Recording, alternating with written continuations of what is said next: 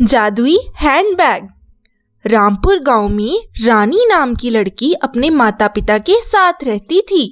रानी अपने माता पिता की इकलौती संतान थी। रानी देखने में बहुत ही सुंदर थी।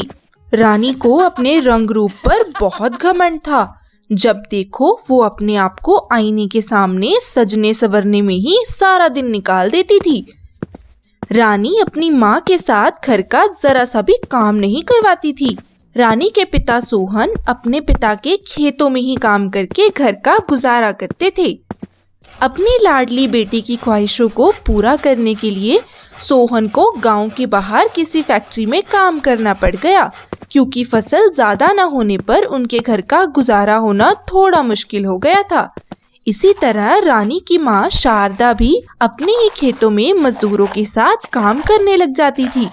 एक दिन सोहन अपनी बेटी रानी से कहता है, मेरी प्यारी बेटी, आज उदास क्यों हो? पिताजी, देखिए ना, आप मुझे सुंदर से कपड़े लेकर क्यों नहीं देते हैं? देखो मेरे कपड़े कितने पुराने हो गए हैं।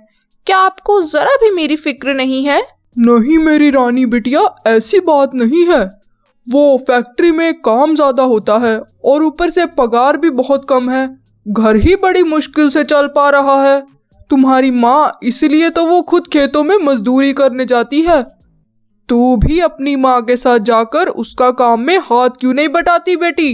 क्या पिताजी, बात को मत टालिए। मुझे कपड़े नहीं लेकर देने हैं तो आप रहने दीजिए और मैं खेतों में काम करूं, मेरा रंग काला हो जाएगा। माँ का क्या है, माँ से तो घर पर बैठा ही नहीं जाता। उन्हें कुछ ना कुछ करने की आदत जो है।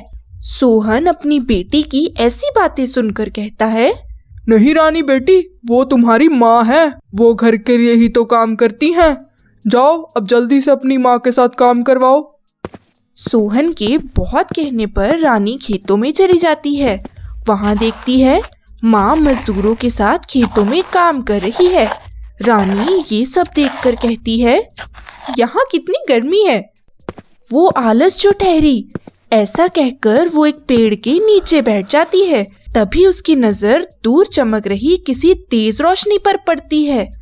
रानी चौंक कर खड़ी हो जाती है। अरे, वो कैसी चीज है जो इतनी चमक रही है? तभी एक मजदूर कहता है, वो कोई चीज नहीं है, वो जादुई पेड़ है।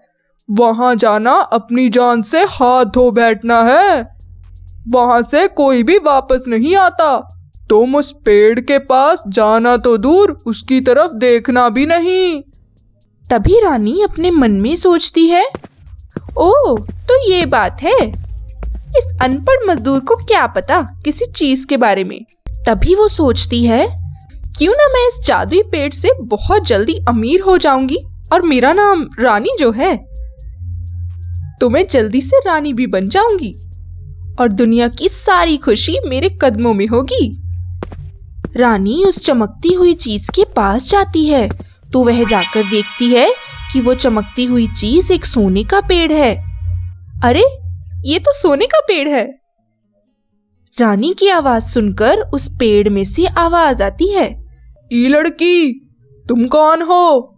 तुमने मेरी बरसों की तपस्या क्यों भंग कर दी है? क्या तुझे डर नहीं लगता? नहीं पेड़ जी, मुझे माफ कर दीजिए। मुझे नहीं पता था कि आप बरसों से तपस्या पर बैठे हैं। मुझे ये पेड़ बहुत सुंदर लगा, इसीलिए मुझसे इसे देखे बिना रहा नहीं गया, सो देखने चली आई। मुझे मेरी गलती के लिए माफ कर दो, ठीक है? तुमने मुझसे माफी मांगी, मैंने तुम्हें माफ कर दिया। मुझे पता है कि तुम्हारा नाम रानी है और तुम रानी की तरह अपनी जिंदगी जीना चाहती हो, मतलब बहुत अमीर होना चाहती हो।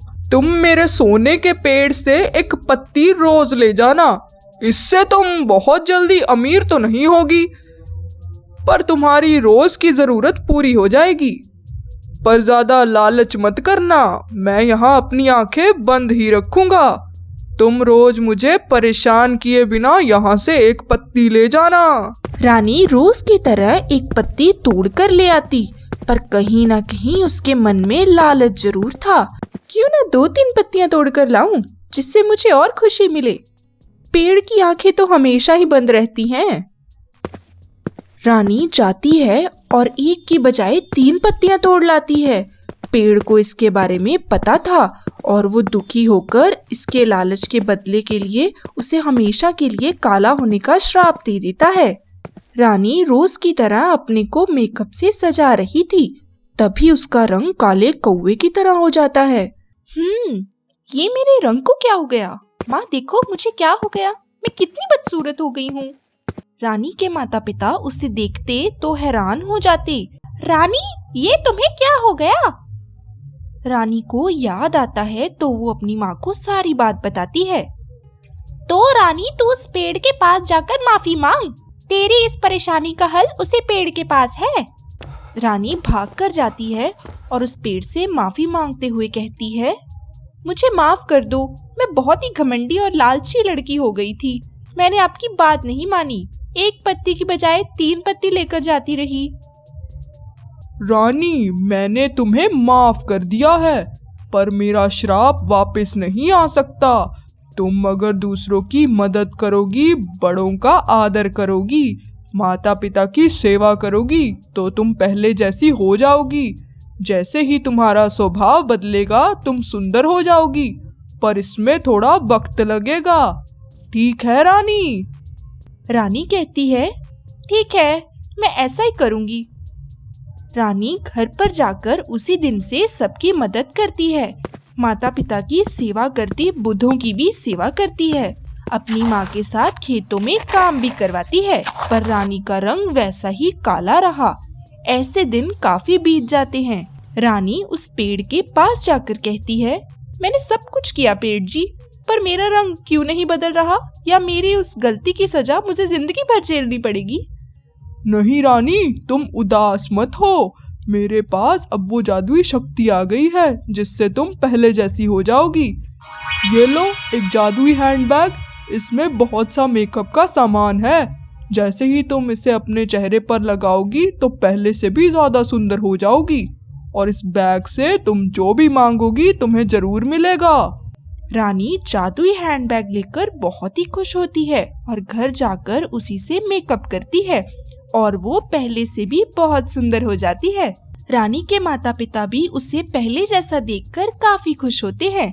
रानी अपनी माँ से कहती है, माँ, जब मैं घमंडी थी तब मेरा स्वभाव भी वैसा ही घमंडी था। जैसे ही मेरा रंग काला हुआ मैं बहुत बदल गई। मुझे अच्छा लगता है सबकी मदद करके। अब मैं फिर पहले जैसी हो गई हूँ। इस बार रानी के रंग के साथ उसका स्वभाव बिल्कुल नहीं बदला। वो वैसे ही सबकी मदद करती और सबकी चहेती बन गई। उस जादुई हैंडबैग की मदद से रानी जो भी मांगती, रानी की तरह उसके सामने सब हाजिर होता। और उस जादुई हैंडबैग की मदद से रानी गरीबों की भी मदद करती है। हमारे जीवन में जो भी होता है वो भले के लिए ही होता है।